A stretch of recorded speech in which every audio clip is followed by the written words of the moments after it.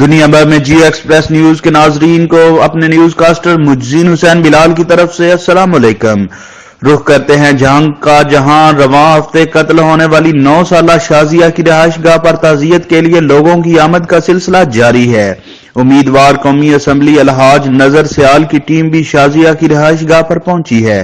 ہمارے نمائندے علی امجد چودھری شازیہ کی رہائش گاہ پر موجود ہیں، مزید تفصیلات ان سے معلوم کرتے ہیں۔ جی علی امجد چودھری صاحب، اس وقت موجود ہوں جنگ سے چنیوٹ جانے والی شاہراہ پہ صوفی موڑ یہ سٹاپ ہے اور یہاں کا شریف آباد کا یہ علاقہ ہے جہاں آج سے 4 دن پہلے درندگی کی انتہا کر دی گئی جب 9 سالہ شازیہ ظفر جو ہے اس کو مبینہ طور پر اغوا کر کے اس کو قتل کر دیا اور اس کی لاش جو ہے بوری بند لاش جو ہے وہ یہاں نزدیک کے علاقے سے ملی۔ جنگ کی تاریخ کا یہ ایک انتہائی ایک دردناک قسم کا واقعہ تھا۔ اس سے پہلے جنگ کے اندر اس قسم کی جو داستان ہے وہ نہیں ملتی۔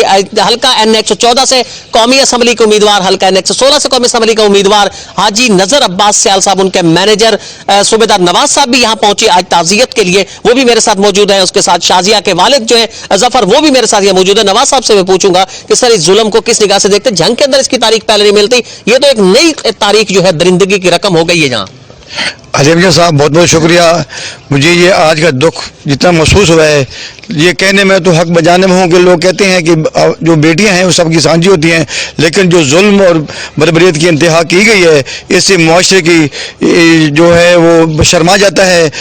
دیکھیں ظلم اور ظلم کی جو انتہا ہے، آج تک اس طرح کا واقعہ پہلے ہمارے جس ضلع جنگ تھا وہ کافی پرامن جس طرح تھا اس طرح کا واقعہ رونما نہیں ہوا۔